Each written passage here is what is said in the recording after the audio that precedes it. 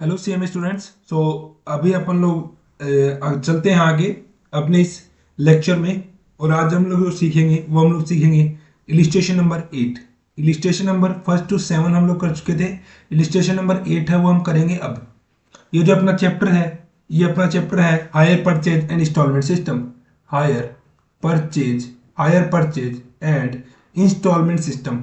Higher purchase and instalment system हम इसको लिख देते हैं hire purchase and instalment system. Okay. So इसके अंदर जो चैप्टर है, इस चैप्टर को हम कर चुके हैं। इस चैप्टर के अंदर हम लोगों ने कर लिया है। अभी कल मैंने आपको बता दिया था पार्शियल रिपोजिशन का केस। अभी इसके अंदर होने वाला है पार्शियल रिपोजिशन।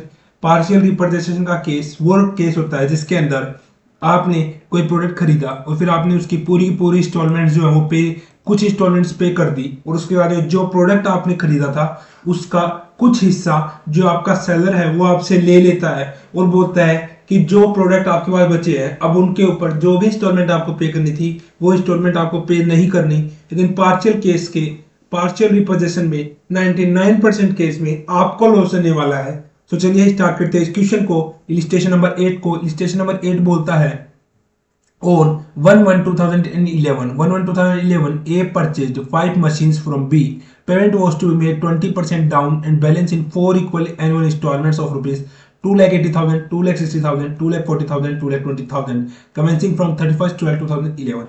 एक एक 2011 को मशीन खरीदी, 5 मशीन खरीदी, पेमेंट हो रहा है 20% डाउन और बैलेंस देना है फोर एनुअल इंस्टॉलमेंट्स में जो 2,80,000, 2,60,000, 2,40,000 एंड 2,20,000 है, जो स्टार्ट होंगी 31st 12 2011 से। The vendor charge interest eight the rate 10% पर annum. A rights off depreciation at the 20% of the original cost. मतलब कि ये जो आप हो, ए हो, जिसने मशीन परचेज की है, वो डेप्रिसिएशन चार्ज करता है 20% ओरिजिनल कॉस्ट पे। मतलब कि आपका जो डेप्रिसिएशन है वो हर साल फिक्स रहेगा, और जो आपका वेंडर है जिसने आपको वो मशीन दी है वो 10% पर एनम इंटरेस्ट आपसे चार्ज करेगा, लेगा।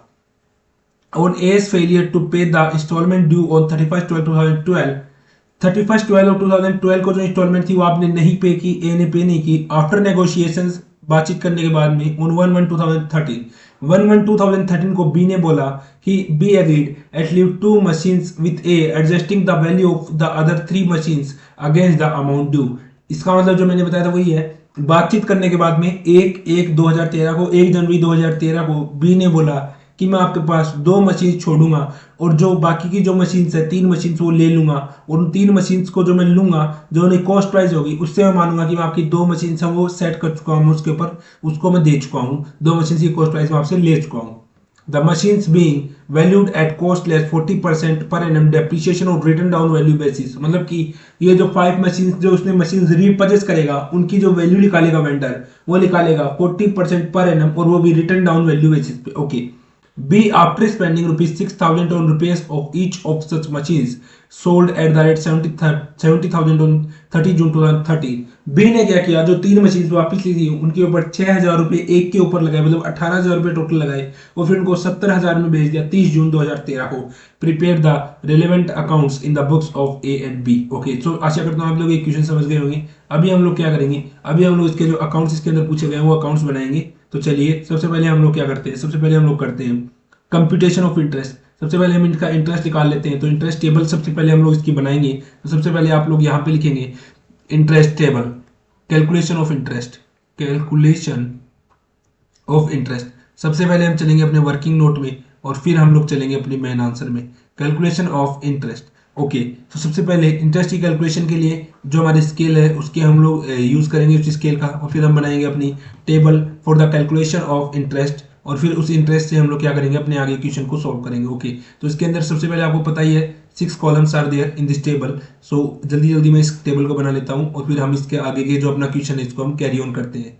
ओके। सो ऐसे क्वेश्चन देखिए, बार बार आप लोगों को टेबल बना दी है मैंने आप लोगों के सामने, बार बार क्वेश्चन के अंदर ये पूछी जा रही है। तो आई होप कि आप लोग इस टेबल को अच्छे तरीके से समझ चुके होंगे। अभी आप लोगों को इतना समझाने की इस टेबल के अंदर जरूरत नहीं पड़ेगी।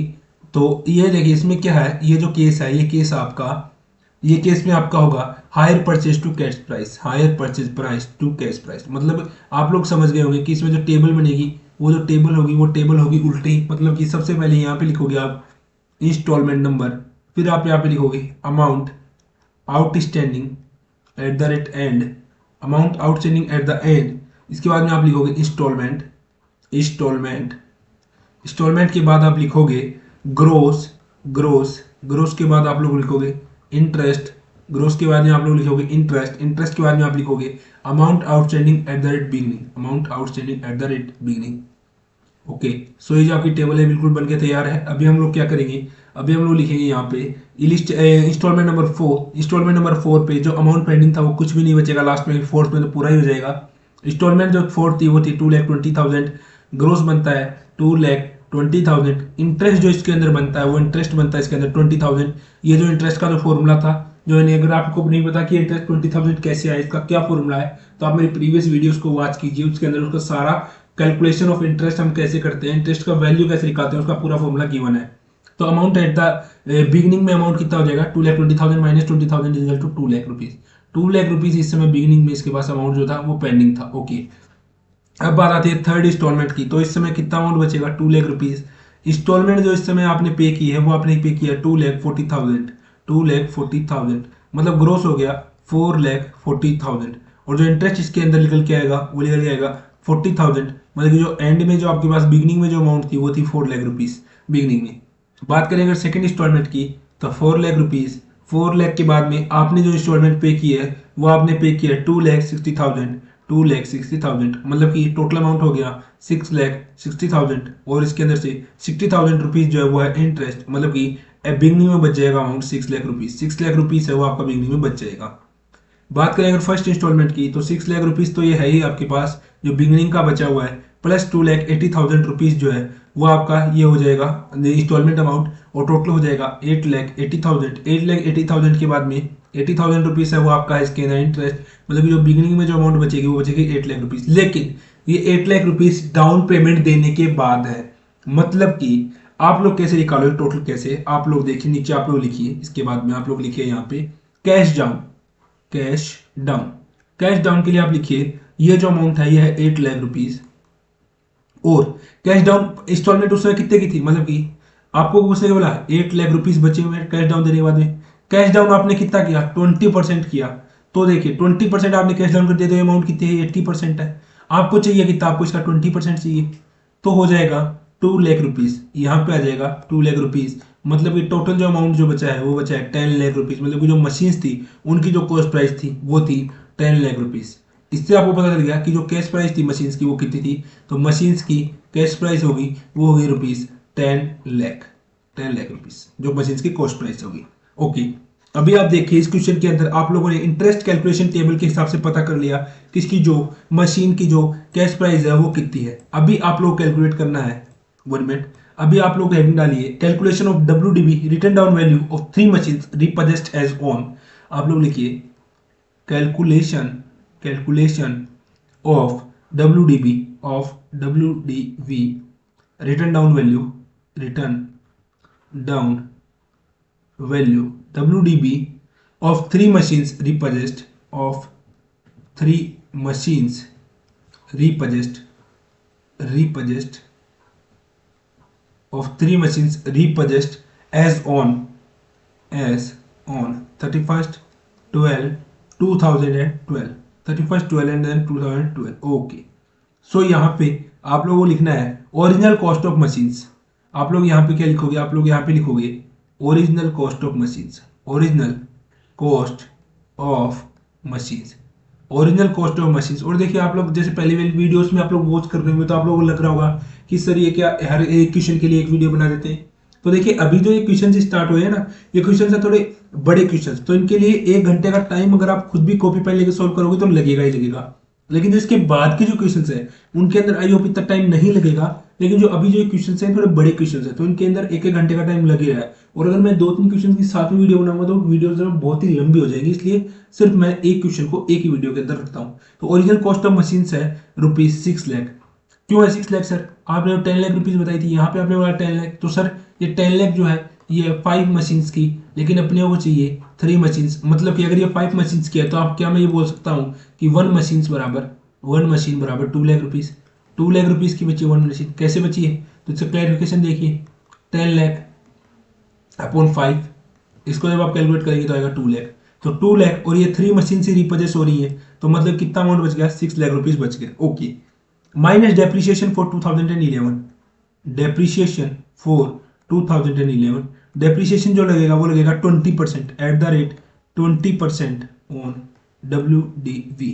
तो ये आ जाएगा 1,20,000, 20% इसका आ जाएगा 1,20,000। अमाउंट जो बचेगा वो बचेगा 4,80,000, 4,80,000। इसके बाद में आप लगाओगे डेप्रिसिएशन फॉर 2012, इसके बाद में आप लोग लिखोगे minus depreciation for 2012 at the rate 20% on WDV।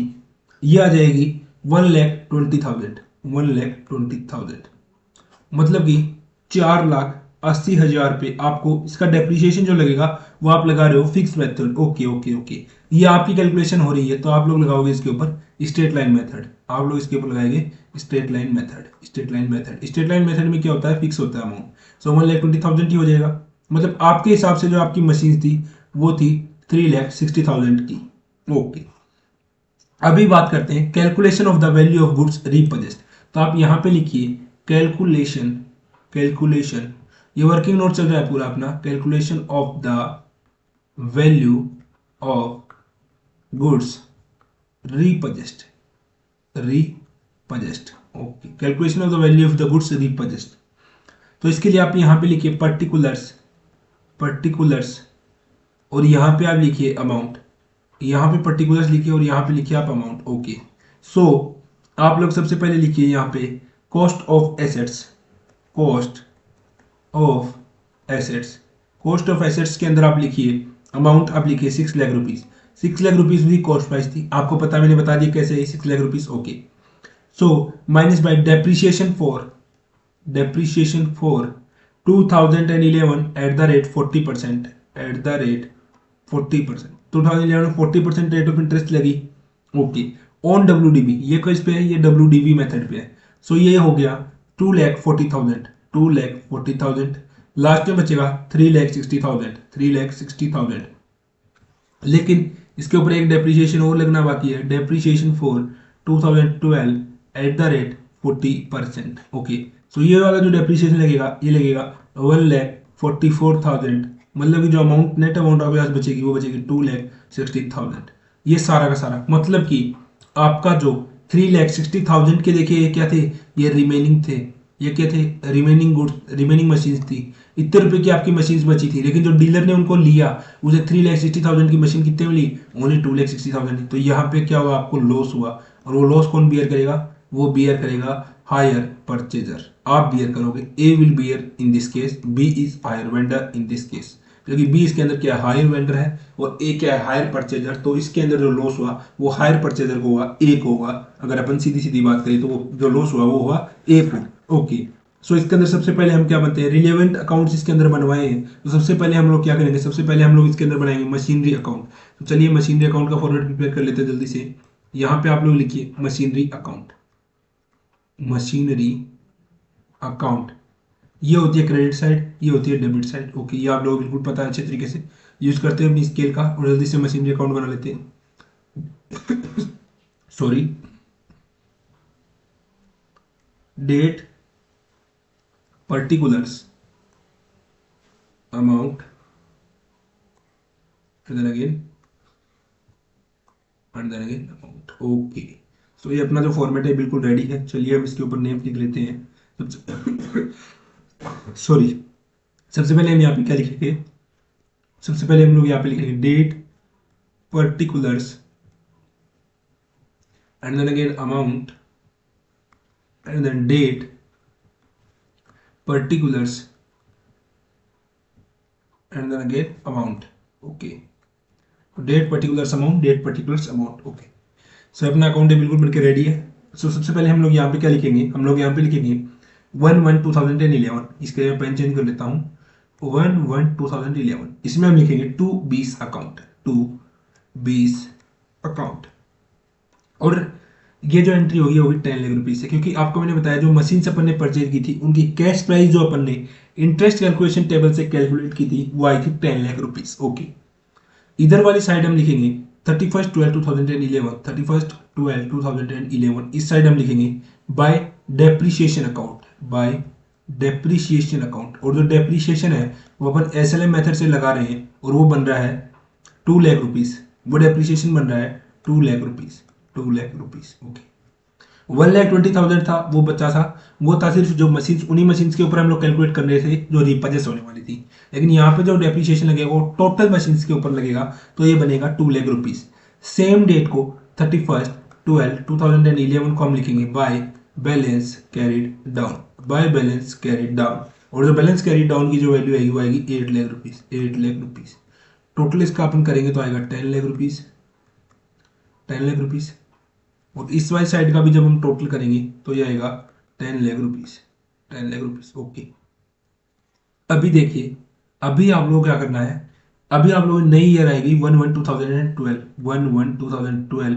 और यहाँ पे आप लोग लिखोगे to balance brought down, to balance brought down. और जो अमाउंट होगी वो होगी 8 lakh rupees, 8 lakh rupees. Okay, इसी ईयर में आप क्या करोगे, ये ईयर क्लोज होगी 31/12/2012 को, तो आप दोबारा से लिखोगे bye depreciation, bye depreciation account, depreciation account. Depreciation आप लगा रहे हो एसएलएम से, स्ट्रेट लाइन मेथड जिसके अंदर फिक्स रहता है, तो ये सेम रहेगा, फिक्स रहेगा। तो 31/12/2012 को आप लिखोगे by balance carried down.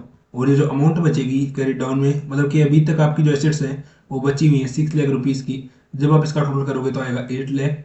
And then again 8 lakh, बिल्कुल सेम अमाउंट से आप इसको अकाउंट को यहाँ तक प्रिपेयर कर लोगे। ओके, अभी इसके आगे आप क्या करोगे, अभी इसके आगे देखिए, आपने कैलकुलेट की, अभी आप एक मिनट, अभी आप कंफ्यूज ना हो, इसके लिए क्या करेंगे हम 1/1/2013 को लिख देंगे to balance brought down.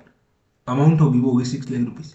6 lakh rupees से देखिए, अभी हम लोगों ने वर्किंग ऑर्डर कैलकुलेट किया था कि बी अपने से मशीन ले रहा है 2,16,000 की, तो हम 1/1/2013 को रिपर्चेस हो रही है, तो 1/1/2013 को हम लिख देंगे by 20 account, by 20 account. Purchase की सिर्फ 2 20 अकाउंट लिखा था, अब क्या लिख देंगे बाय 20 अकाउंट, 2,16,000, 2,16,000। अभी उस समय मैंने आपको बताया था कि वो कोई लॉस भी होगा, तो सेम डे वो लॉस होगा, तो 1/1/2013 हम यहाँ पे लिखेंगे bye profit and loss account. और यहाँ पे हम लोग लिख देंगे लॉस, ब्रैकेट में हम लोग लिख देंगे लॉस। लॉस होगा वो आपको होगा 1,44,000 का, क्योंकि हमारी और उसके हिसाब से जो कंडीशन थी, हमारे हिसाब से जो मशीन्स बची हुई थी वो बची हुई थी उतने रुपए की, और उसने लिया सिर्फ 2,16,000 की, तो इसके अंदर लॉस हो गया 1,44,000 का। मतलब हमारे हिसाब से मशीन बची थी 3,60,000 की, और बी के हिसाब से मशीन उसने लिया 2,16,000 की। ओके, बट जो बची हुई मशीन्स है उनके ऊपर डेप्रिसिएशन लगेगा 31/12/2013 को, तो हम लिखेंगे bye depreciation account, bye depreciation account. और डेप्रिसिएशन बचेगा सिर्फ दो मशीन्स के ऊपर, दो मशीन्स की कॉस्ट प्राइस है 2 लाख रुपीज, 2 लाख के ये बचेगा, ये बचेगा 80,000। ये जो 2 लाख जो दो मशीन्स बची हैं उनके ऊपर जो डेप्रिसिएशन लगेगा वो लगेगा 80,000, 80,000। सेम डेट को ही हम क्या करेंगे, बैलेंसिंग फिगर निकाल लेंगे by balance carried down, by balance carried down. By balance carried down में जो अमाउंट बचेगी वो बचेगी 1,60,000। और जो टोटल हम इसका करेंगे तो वो टोटल आएगा 8 lakh, 6 lakh and then again 6 lakh, 6 lakh rupees and then again 6 lakh rupees. Okay, मतलब कि जो अपना अब इससे आगे की जो एंट्री है वो इससे अपने से नहीं पूछी है 2014 की, तो इससे आगे की एंट्री है वो हम लोग नहीं पास करेंगे। और यहाँ तक जो अपना अकाउंट है वो बिल्कुल कंप्लीट है, मशीनरी अकाउंट है वो सिर्फ यहाँ तक ही बनेगा। तो यहाँ तक हम लोगों ने इसका मशीनरी अकाउंट, आई होप आप लोग समझ गए होंगे। चलिए, अब इससे आगे का जो अकाउंट है वो है, इससे आगे बनेगा 20 अकाउंट। तो चलिए हम जल्दी से 20 अकाउंट बनाते हैं। ओके, तो हम यहाँ पे लिखेंगे 20 अकाउंट, ऊपर ऊपर हम लोग लिखते हैं 20 अकाउंट। इधर बात करेंगे अपन डेबिट साइड, इधर करेंगे अपन क्रेडिट साइड। तो फिर हम स्केल का यूज करते हैं, जल्दी जल्दी इस अकाउंट का फॉर्मेट बनाते हैं। Date particulars amount, debit side बिल्कुल कंप्लीट है फॉर्मेट, डेबिट साइड का फॉर्मेट है वो बिल्कुल कंप्लीट है, और जो क्रेडिट साइड का फॉर्मेट है वो भी बिल्कुल कंप्लीट हो चुका है। चलिए सबसे पहले मैं क्या करता हूँ, इसके नेम्स लिख देता हूँ। तो इसके नेम्स में हम लिखेंगे date particulars, date particulars amount and then again date particulars and then again amount. Okay, date particulars amount, date particulars amount. तो सबसे पहले देखिए हम लोग क्या करेंगे, 1/1/2011 को हम लोग मशीनरी परचेज करेंगे, तो 1 लिखेंगे 1/1/2011 और हम यहाँ पे लिखेंगे bye machinery account, bye machinery account. Amount होगी वो होगी 10 लाख रुपीज। हम उसको 20% डाउन पेमेंट दे रहे हैं, तो 1/1/2011 को हम लिखेंगे to bank account, to bank account, और यहाँ पे हम लोग लिख देंगे डाउन पेमेंट 10 लाख का 20% जो है 2 लाख रुपीज। ओके, उसके बाद में हम लोगों ने 31/12/2011 को हमने दिया उसको इंस्टॉलमेंट, तो हम दोबारा से लिखेंगे टू बैंक अकाउंट और यहाँ पे हम लोग लिखेंगे इंस्टॉलमेंट, इंस्टॉलमेंट मनी। इंस्टॉलमेंट जो है वो है 2,80,000 की, 2,80,000 की। लेकिन हम लोगों ने 31/12/2011 को इंटरेस्ट भी चार्ज किया है, तो हम लोग लिखते हैं bye interest account, bye interest account. Interest account हो जाएगा 80,000 रुपीज, 80,000 रुपीज। अभी आप इस अकाउंट में देखोगे तो इसमें बचेगा बैलेंसिंग फिगर, तो आप लिखोगे 31/12/2011 को आप लिखोगे to balance carried down, to balance carried down, वो बचेगा 6 लाख रुपीज, 6 लाख रुपीज यहाँ तक आपका बचा। अकाउंट को आप बंद कर दीजिए 10,80,000 से, 10,80,000 से आपका जो अकाउंट है वो बिल्कुल बंद हो जाएगा। इधर भी 10,80,000 हो गए, 10,80,000, 10,80,000 अकाउंट का जो बैलेंस है वो मैच कर रहा है बिल्कुल। ओके, अभी आप लोग क्या कीजिए, आप लोग 1/1/2012 को लिखिए by balance brought down, by balance brought down 6 lakh rupees, 6 lakh rupees का बैलेंस था।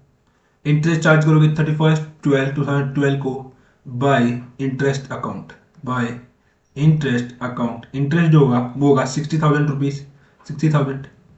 क्या आप इस समय आपने इंस्टॉलमेंट का पेमेंट किया? नहीं किया, तो आप लोग क्या लिखोगे 31/12/2013 और यहाँ पे लिख लोगे टू बैलेंस कैरिड डाउन में आप इसको पूरा का पूरा ले जाओगे जो है 6,60,000। 6,60,000 को जैसे ही आप इसको बैलेंसिंग फिगर में ले जाओगे तो ये पूरा का पूरा टोटल है मैच हो जाएगा 6,60,000 एंड देन अगेन 6,60,000। ओके, अभी क्या करो आप, अभी आप लोग हम लोग क्या करेंगे, अभी अभी हम लोग इसका आगे का बनाएंगे फॉर्म, इसका आगे का इसकी जो आगे पोस्टिंग्स है वो करेंगे। तो इस समय देखिए 1/1/2013 को ये क्या होगा, ये बन जाएगा by balance brought down, by balance brought down.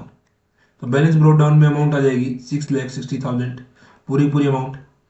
इस समय क्या हुआ कि हमने 1/1/2013 को उसने मशीनरी को रिप्लेस कर लिया, तो हम लिख देंगे to machinery account, to machinery account. Machinery account में आप लोग लिखोगे 2,16,000, 2,16,000 रुपीज से उसने मशीनरी को रिप्लेस कर लिया। वर्किंग नोट मैंने आपको पहले ही समझा दिया था। फिर अपन क्या करेंगे 1/1/2013 को हम लोग लिखेंगे to profit and loss account, to profit and loss account.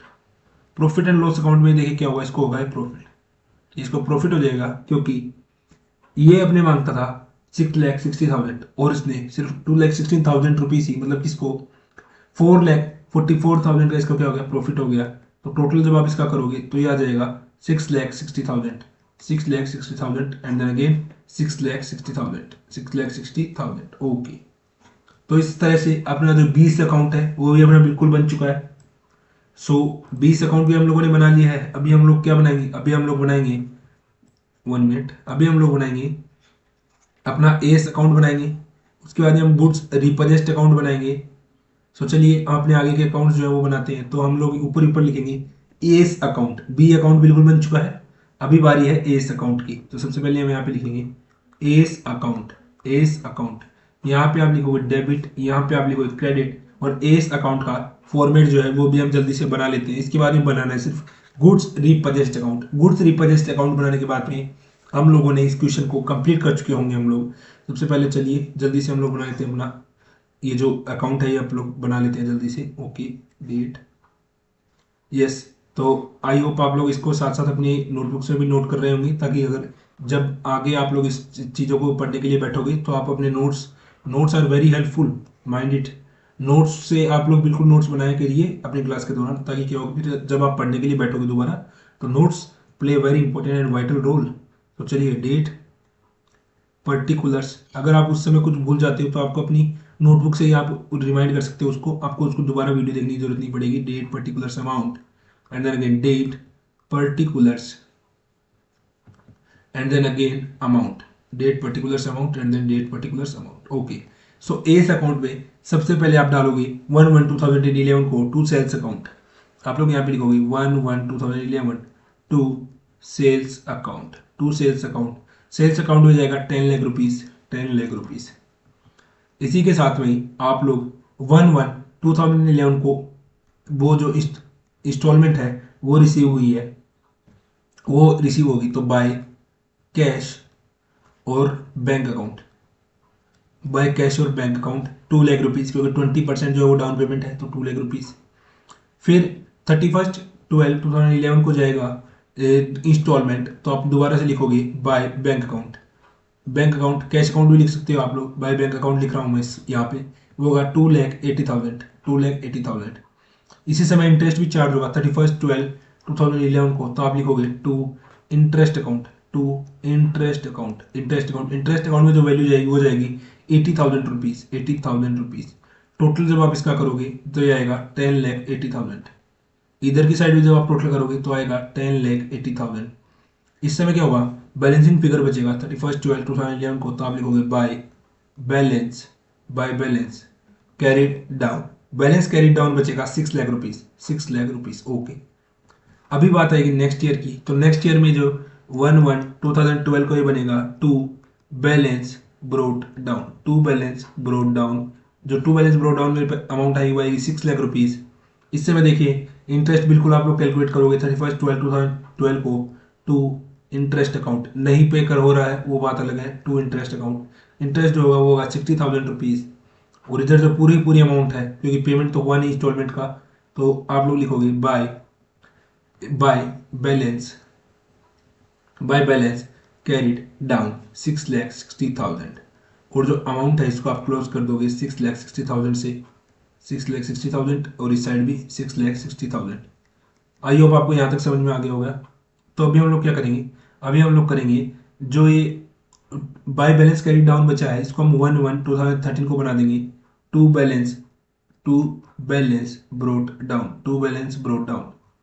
और टू बैलेंस ब्रोड डाउन में अपना अमाउंट आ जाएगा 6,60,000, 6,60,000। ओके, अभी 1/1/2013 को क्या हुआ होगा, गुड्स रिपर्चेस्ड हुए होंगे, तो हम लिखेंगे by goods repurchased, by goods repurchased account.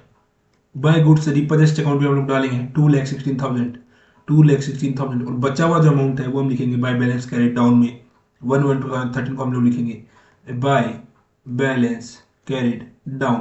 और जो बैलेंस कैरिड डाउन में हम लोग ले जाएंगे वो ले जाएंगे 4,44,000, 4,44,000। टोटल जब आप लोग इसका करोगे तो ये आएगा 6,60,000 एंड देन अगेन 6,60,000। इसी के साथ ही अपना जो एस अकाउंट है वो भी बिल्कुल कंप्लीट है। अभी अपन लोग बनाएंगे गुड्स रिपर्चेस्ड अकाउंट। इस क्वेश्चन के लिए अभी हम लोग क्या बनाएंगे, अभी हम लोग बनाएंगे गुड्स रिपर्चेस्ड अकाउंट। तो चलिए गुड्स रिपर्चेस्ड अकाउंट जो है वो अपना बनाते हैं जल्दी से, गुड्स रिपर्चेस्ड अकाउंट। सो सबसे ऊपर हम लोग लिखेंगे गुड्स रिपर्चेस्ड, गुड्स रिपर्चेस्ड अकाउंट। और ये वाली साइड होगी क्रेडिट साइड, ये वाली साइड होगी डेबिट साइड। चलिए हम इसको अकाउंट बनाते हैं, बहुत ही छोटा सा, बिल्कुल छोटा सा अकाउंट बनेगा, लेकिन फिर भी हम लोग इसको बनाते हैं क्योंकि क्वेश्चन के अंदर पूछा हुआ है, मैंडेटरी है बनाना, otherwise the examiner will deduct our marks and we will self be responsible for it, because in the question it is clearly written prepare the relevant accounts. Relevant accounts का मतलब जितने अकाउंट्स बनते हैं वो सारे के सारे अपने को बनाने हैं। तो यहाँ पे हम लोग लिखेंगे डेट, यहाँ पे हम लोग लिखेंगे particulars and then again amount, and then credit side में भी हम लिखेंगे date particulars and then again amount, date particulars amount and then date particulars amount. Okay, so अपना ये जो बिल्कुल फॉर्मेट बन के रेडी है। अभी हम लोग क्या लिखेंगे, अभी हम लोग लिखेंगे यहाँ पे 1/1/2013 को टू एस अकाउंट, 1/1/2013 को हम लोग लिखेंगे टू एस अकाउंट। और जो अमाउंट होगी वो होगी 2,16,000, 2,16,000। इसके ऊपर हम लोगों ने एक्सपेंस भी किए हैं 1/1/2013 को ही, तो हम लिखेंगे to bank account, to bank account. और आप लोग इसके ब्रैकेट में लिखेंगे रिपेयर्स, रिपेयर्स, रिपेयर्स जो आपने किए हैं वो कि 18,000 के, 18,000।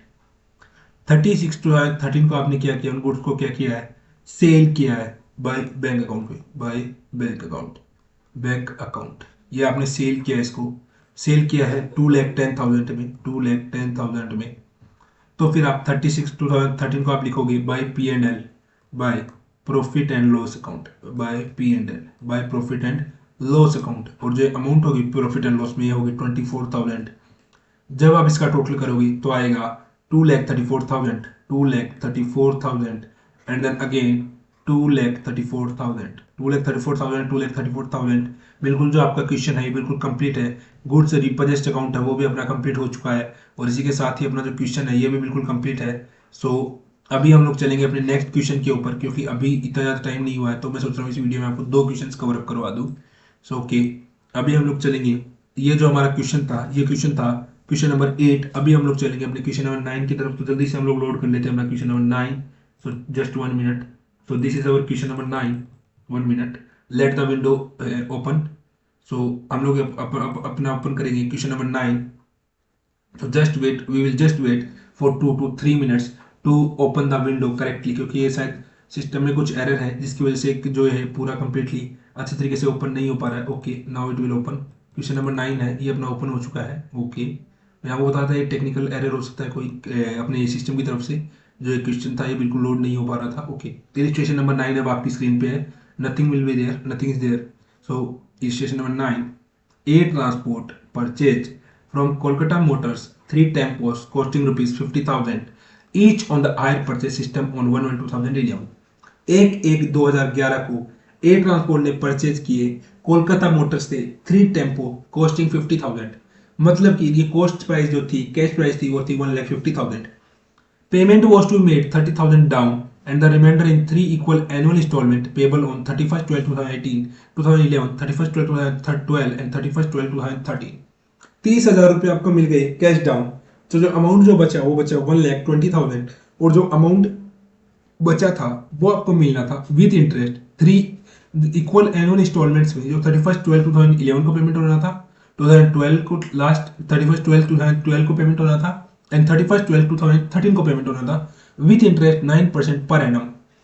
ए transport writes off depreciation at the rate 20% per annum on the diminishing balance, मतलब कि डेप्रिसिएशन फिक्स नहीं है, रिटर्न डाउन वैल्यू मेथड है। It paid the instalment due at the end of first year at the 31st 12 2011 को payment pay किया, but could not pay the next instalment on 31st 12 2012। मतलब कि एक instalment पे कर दिया, सेकंड इंस्टॉलमेंट आपने पे नहीं किया। Kolkata Motors agreed to leave one tempo with the purchase on 31st 12 2012, adjusting the value of other 2 tempos against the amount due on 31st 12 2012। 31st 12 2012 को उनके बीच में 31 दिसंबर को उनके बीच में एग्रीमेंट हुआ कि हमने जो आपको 3 टेम्पोज दिए थे उसमें से एक टेम्पो आप रखिए, 2 टेम्पो हम लोग लेके जा रहे हैं, और जो 2 टेम्पो की जो आप लोगों को जो 2 टेम्पो की जो आपके लिए प्राइस है, वो उस प्राइस को हम आपके 1 टेम्पो के अगेंस्ट पूरा कंप्लीट कर रहे हैं। The tempos were valid on the basis of 30% depreciation annually on the written down value basis। मतलब कि इस समय जो हायर वेंडर है वो भी रिटर्न डाउन वैल्यू बेसिस का मेथड यूज कर रहा है और 30% डेप्रिसिएशन बता रहा है। फिर बोल रहा है pass the necessary accounts in the books of a transport for the year 2011, 12 and 13। मतलब कि इस समय हमको इंटरेस्ट कैलकुलेशन टेबल बनानी पड़ेगी, टेम्पो अकाउंट बनाना पड़ेगा, कोलकाता मोटर्स अकाउंट बनाना पड़ेगा, और हमको देखना पड़ेगा वैल्यू ऑफ गुड्स रीपजेस्ड, कि रीपजेस्ड जो गुड्स हुए उनकी क्या वैल्यू थी। तो सबसे पहले हम लोग हर क्वेश्चन की तरह इसका क्या बनाएंगे, वर्किंग नोट। तो चलिए मैं इस क्वेश्चन को थोड़ा सा अच्छे से कर देता हूँ। पेन तो मैं इसलिए चला देता हूँ, इसके नीचे अंडरलाइन तो इसलिए कर देता हूँ ताकि आप लोग समझने में आसानी हो जाए। ओके, तो सबसे पहले हम लोग हेडिंग डालेंगे वर्किंग नोट, और वर्किंग नोट में हम सबसे पहले जहाँ पता है हर क्वेश्चन के नीचे पहले हम लोग क्या करते हैं वर्किंग नोट। वर्किंग नोट में आप लिखिए interest calculation table, calculation of interest, calculation of interest. सबसे पहले हम लोग क्या करेंगे calculation of interest. Okay, so calculation of interest के लिए सबसे पहले हम अपने बनाएंगे टेबल। टेबल जो बनेगी वो इसमें बिल्कुल कैश प्राइस आपको गिवन है, तो cash price to hire purchase price बिल्कुल सीधी सीधी टेबल बनेगी। सो जस्ट अपनी इस टेबल को हम बनाते हैं, फॉर्मेट इसका रेडी कर लेते हैं बिल्कुल। ओके, सो ये क्वेश्चन है, ये अभी आप लोगों को नीड नहीं होनी चाहिए, अभी आप लोग क्वेश्चन करने की कोशिश कीजिए। आई होप कि आप लोग क्वेश्चंस को खुद करने लग जाओगे अभी, क्योंकि ऑलमोस्ट द चैप्टर के अंदर जो कंसेप्ट थे, अभी जो क्वेश्चन है उनके अंदर देखिए एडजस्टमेंट तो आप पूरे चैप्टर के अंदर ही एक आधे एडजस्टमेंट तो आगे होगी ही, बट जो मोस्टली जो बेसिक्स है वो आप लोग समझ चुके हो। Amount outstanding at the rate beginning, ये क्यों हुआ, क्योंकि कैश प्राइस गिवन है, अपने को पहुंचना है हायर परचेजर प्राइस के ऊपर। ओके, इसके बाद में आता है इंटरेस्ट, इसके बाद में आता है ग्रोस के बाद में आता है इंस्टॉलमेंट, और फिर आता है amount outstanding at the rate and. Okay, तो सबसे पहले बात करें अगर अपन फर्स्ट इंस्टॉलमेंट की, तो यहाँ पे लिखेंगे हम कैश डाउन। सबसे पहले क्या होगा, कैश डाउन होगा, कैश डाउन। और ये भी कैश डाउन में मैं क्या अलग पेन से लिख देता हूँ ताकि समझने में कोई दिक्कत नहीं हो। तो यहाँ पे लिखते हैं कैश डाउन। कैश डाउन जो होगा वो होगा 1,50,000 का जो अमाउंट है वो बिगनिंग में बचा 50,000 के 3 टाइम पहुंचा तो 1,50,000। इंटरेस्ट कुछ भी नहीं लगेगा, ग्रोस होगा वो होगा 1,50,000। इंस्टॉलमेंट कैश डाउन आपने कितना पेमेंट किया 30,000। तो amount outstanding at the rate and कितनी बची 1,20,000। ओके, बात करेंगे फर्स्ट इंस्टॉलमेंट की। तो फर्स्ट इंस्टॉलमेंट पे 1,20,000 आपके पास बचा हुआ है। इंटरेस्ट जो होगा इसके ऊपर वो होगा 10,800। आप लोग इसका इंटरेस्ट जो है कैलकुलेट कीजिए। इंटरेस्ट की जो रेट बता रखी है क्वेश्चन के अंदर वो बता रखी है 9% पर एनम। 9% पर एनम जब आप इसका निकालोगे तो आएगा 10,800। टोटल आ जाएगा 1,30,800। 1,30,800 इंस्टॉलमेंट जो आपको पे करोगे वो आप करोगे 50,800। 50,800 की आप इंस्टॉलमेंट पे करोगे तो जो amount outstanding at the rate and बचेगा वो बचेगा 80,000। सेकंड इंस्टॉलमेंट की बात करें तो दोबारा से 80,000 जो आपके पास अमाउंट बचा हुआ है, रेट ऑफ इंटरेस्ट 9% तो 7,200। जो अमाउंट टोटल हो गया वो हो गया 87,200। इंस्टॉलमेंट जो आपकी आएगी वो आएगी 47,200 रुपीज़ की। मतलब कि जो आपके पास अमाउंट लास्ट में बचेगा एट द एंड वो बचेगा 40,000। ओके, अभी आप लोगों के पास थर्ड इंस्टॉलमेंट की बारी आएगी। तो थर्ड इंस्टॉलमेंट में बिगिनिंग में आपके पास अमाउंट बचा है 40,000 और जो इंटरेस्ट होगा वो होगा 3,600। टोटल अमाउंट हो जाएगी 43,600। और जो आप पेमेंट करोगे वो आप करोगे 43,600 का, मतलब कि जो इंस्टॉलमेंट है वो कुछ भी नहीं बचेगी। तो मतलब आपके पास जो हायर परचेजर प्राइस आएगी वो होगी 1,50,000। जो अभी कैश प्राइस है उसमें आप प्लस करोगे ये वाली अमाउंट, ये वाली अमाउंट और ये वाली अमाउंट, वो आपके पास बन जाएगी हायर परचेजर प्राइस। ओके, अभी देखिए इसके अंदर केस है रीपोजेशन का। तो आप करोगे वैल्यू ऑफ गुड्स रीपोजेस्ड, उसका भी आप एक डिटेल कैलकुलेशन करोगे कि वैल्यू क्या है जिन गुड्स को आपने रीपोजेस किया। तो आप लोग लिखोगे value of goods, value of goods repossessed. और आई थिंक इस क्वेश्चन के अंदर आपको जो अकाउंट्स बनाने हैं वो शायद आपको सिर्फ ए ट्रांसपोर्ट के बनाने हैं, मतलब हायर परचेजर के ही बनाने हैं। तो आप लोग यहाँ पे लिखोगे पर्टिकुलर्स, यहाँ पे तो आप लोग लिखोगे पर्टिकुलर्स और यहाँ पे आप लोग लिखोगे eight the rate vendor.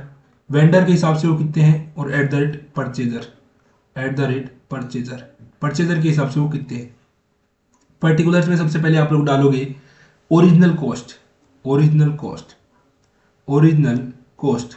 Original जो कॉस्ट है वो है 1,00,000 रुपीज़ और 1,00,000 रुपीज़ टोटल।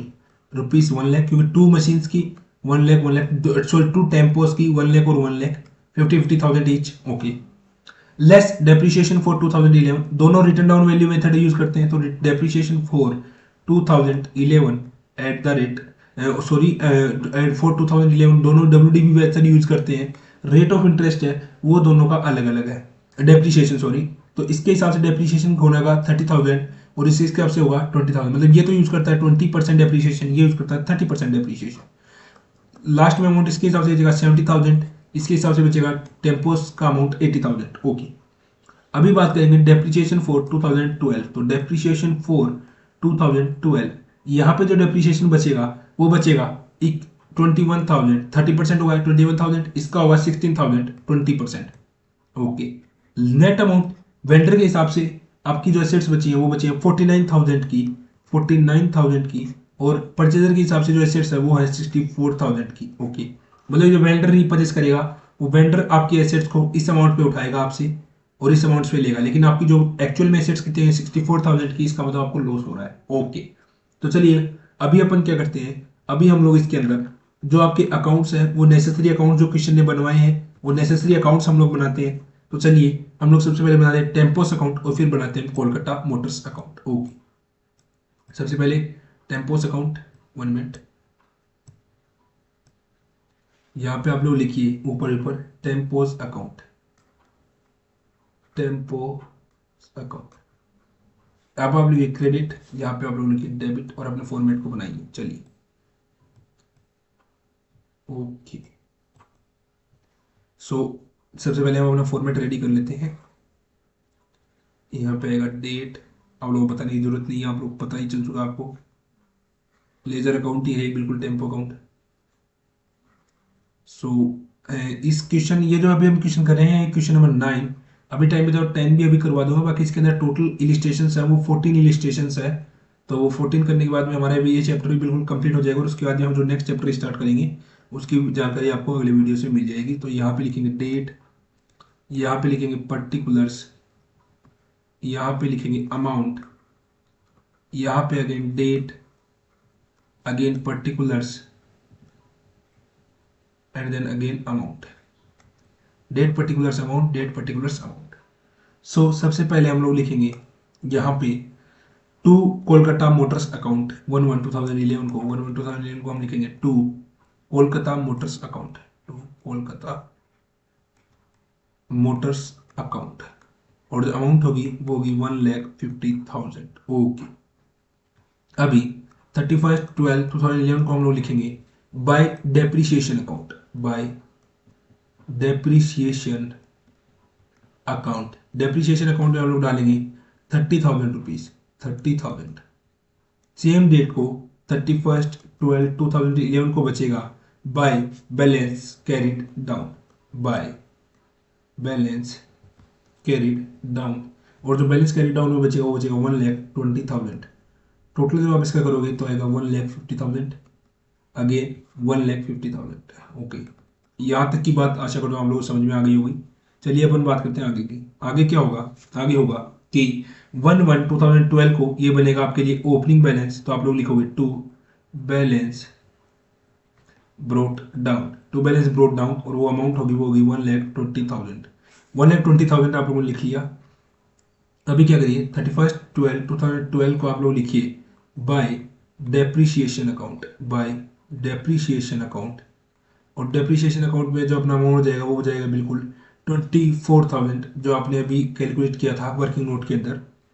फिर 31/12/2012 को आपके गुड्स रिपर्चेस्ड हो रहे हैं तो आप लिखोगे by Kolkata motors account, by Kolkata motors account, by Kolkata motors account, और जो अमाउंट होगी वो होगी 49,000, 49,000। ओके, फिर आप 31/12/2012 को ही आप लिखोगे bye profit and loss account. आपको इसमें लॉस हुआ है तो आप लिखोगे bye profit and loss account, bracket में आप लोग लिखोगे लॉस, लॉस हुआ आप लोगों को 15,000 का, 15,000 का। फिर आप लोग निकालोगे बैलेंसिंग फिगर 31/12/2012 को by balance carried down. Total जब आप करोगे तो आएगा 1,20,000। इस साइड का कितना आएगा 1,20,000, तो इस साइड का भी कितना आएगा 1,20,000। जो अमाउंट जो बचेगी वो बचेगी 32,000, 32,000 जो अमाउंट है वो आपकी बचेगी। ओके, सो अभी चलिए इस अकाउंट में आगे चलते हैं। जब हम इस अकाउंट में आगे चलेंगे तो आप लोग देखिए ये जो अमाउंट जो आपकी ये आपके लिए बन जाएगी अब ओपनिंग बैलेंस, तो ये आएगा 1/1/2013, तो आप लिखोगे balance to balance brought down. To balance brought down में आपकी आएगी 32,000, 32,000। ओके, अभी इस ईयर भी आप लोग क्या किया है, एक जो टेम्पो है उसको तो यूज किया ही है, तो आप लोग लिखोगे bye depreciation account, bye depreciation account. लेकिन इस समय सिर्फ आप एक टेम्पो का डेप्रिसिएशन निकालोगे वो आएगा 6,400, क्योंकि टू टेम्पोस की कहानी यहाँ पे खत्म हो चुकी है जब आपने उनको रीपर्चेस कर दिया और प्रॉफिट एंड लॉस भी आप कैलकुलेट कर चुके हो। ओके, अगेन 31/12/2013 को आप लोग लिख दोगे by balance carried down, by balance carried down, और जो बैलेंस कैरी डाउन में आपको बचेगा वो बचेगा 25,600, 25,600। जब आप इसका टोटल करोगे तो आएगा 32,000 and then again 32,000। Okay, 32,000, 32,000 values are same, तो अकाउंट इज क्लोज्ड। अकाउंट जो है आपका वो आपका पूरा हो चुका है और क्लोज कर सकते हैं आप इस अकाउंट्स को।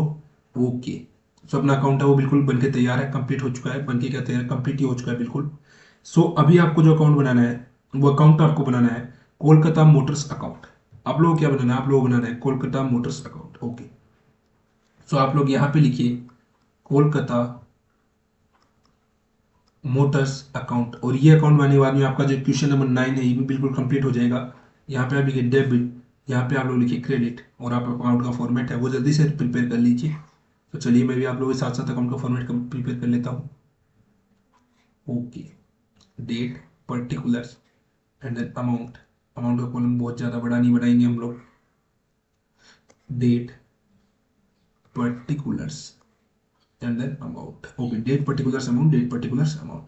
तो चलिए अभी हम इसकी नेमिंग कर लेते हैं जल्दी जल्दी। इसके ऊपर हम नेम लिख देते हैं date particulars, date particulars, and then amount, and then again date particulars, and then again amount, date particulars amount and date particulars amount. Okay, so सबसे पहली जो एंट्री अपनी आएगी वो अपनी आएगी 1/1/2011 को, जिसमें आप लोग लिखोगे by tempo account, by tempo account, और जो टेम्पो 50,000 के 3 थे वो हो गए 1,50,000 के टोटल। ओके, अभी इस समय आप क्या करोगे, 31/12/2011 को आप इंटरेस्ट चार्ज करोगे तो आप लिखोगे bye interest account, bye interest account. Interest account में जो आपका वैल्यू जाएगा वो जाएगा 10,800। ओके, 1/1/2011 को 1/1/2011 को आप क्या करोगे, to cash account, to cash account, bank account भी लिख सकते हो, कैश अकाउंट 30,000 जो आपका डाउन पेमेंट है। ओके, 31/12/2011 को आप लोग क्या करोगे, इसको इंस्टॉलमेंट पे करोगे तो आप लिखोगे to cash account, to cash account. Instalment account भी लिख सकते हो, यहाँ पे आप लिखोगे इंस्टॉलमेंट, नहीं सॉरी बैंक अकाउंट भी लिख सकते हो, वो आ गया 50,800। आपने अपनी इंटरेस्ट कैलकुलेशन टेबल से आप लोग देख सकते हैं, टैली कर सकते हैं। सेम डेट को जो अमाउंट बचेगी वो आपकी बचेगी 31/12/2011 को आप लोग बचोगे बचेगा टू बैलेंस कैरिड डाउन 80,000। जो टोटल इसका आएगा वो आएगा 1,60,800, 1,60,800 एंड देन अगेन 1,60,800। ओके, सो अभी देखिए, अभी आप लोग क्या करेंगे, अभी आप लोग 1/1/2012 को क्या होगा, by balance brought down, by balance brought down 80,000 by balance brought down बचेगा। फिर 31/12/2012 को आप लोग लिखोगे bye interest account, bye interest account में आएगा 7,200। टोटल जब आप करोगे आएगा 87,200, और इस वाली साइड में आप लोग लिखोगे 31/12/2012 को आप लोग लिखोगे टू टेम्पो अकाउंट, क्योंकि उस दिन जो टेम्पो है आपकी वो हो जाएंगी रीपजेस, तो बाय टेम्पो अकाउंट में जाएगा 49,000। आपके हिसाब से टेम्पो कितने बचे थे, 49,000 के बचे थे। 31/12/2012 को आप लोग क्या लिखोगे, टू बैलेंस कैरिड डाउन, तो अमाउंट होगी 38,200। टोटल जब आप इसका करोगे तो आएगा 87,200। ओके, फिर आप क्या करेंगे, देखिए ये जो आपकी बैलेंसिंग फिगर है ये 1/1/2013 को आपके लिए बन जाएगी बाय बैलेंस ब्रोट डाउन, और जो अमाउंट है ये होगी 38,200। ओके, इसके बाद में आप लोग क्या करोगे, इंटरेस्ट चार्ज करोगे 31/12/2013 को, तो आप लिखोगे बाय इंटरेस्ट अकाउंट में जो आप वैल्यू डालोगे वो आप डालोगे 3438। इसका ही आप इंटरेस्ट कैलकुलेट करोगे, ओनली वन टेम्पो जो है उसका ही। और फिर 31/12/2013 को आप लोग लिखोगे टू बैंक अकाउंट, अमाउंट जो होगी वो होगी 41,638। जब आप इसका टोटल करोगे तो टोटल आएगा सेम 41,638। इधर भी क्या आएगा 41,638। तो इसी के साथ आपका जो क्वेश्चन नंबर 9 है, इलिस्ट्रेशन नंबर 9 है, वो भी बिल्कुल कंप्लीट हो चुका है। अब बात आएगी इलिस्ट्रेशन नंबर 10 की, लेकिन मेरे हिसाब से जो वीडियो है वो नियर अबाउट 50 मिनट्स का कंप्लीट हो चुका है। सो आज के वीडियो में हम लोगों ने देखा इलिस्ट्रेशन नंबर 8 और इलिस्ट्रेशन नंबर 9। टोटल जो इलिस्ट्रेशन है इसके अंदर वो है 14। इसके अंदर से 5 पेंडिंग है टिल डेट, 5 पेंडिंग है इस वीडियो के बाद में, वो हम देखेंगे अपनी नेक्स्ट लेक्चर्स के अंदर। सो टिल दैट अगर आपको कोई भी दिक्कत आए, comment section is for you only, comment section. But देखिए कई दोस्त देखने में आ रहा है कि जो लाइक शेयर एंड सब्सक्राइब है उसमें बहुत सी कंजूसी आ रही है, तो आप वीडियो को लाइक किया करें, शेयर किया करें, सब्सक्राइब किया करें, क्योंकि आपको पता है ये जो क्लासेस है ये है बिल्कुल फ्री ऑफ कॉस्ट। सो उनसे हम लोगों को मिलता है motivation. So till that enjoy, thank you. If any problem ask your doubts in the comment section और in the Telegram group. Thank you.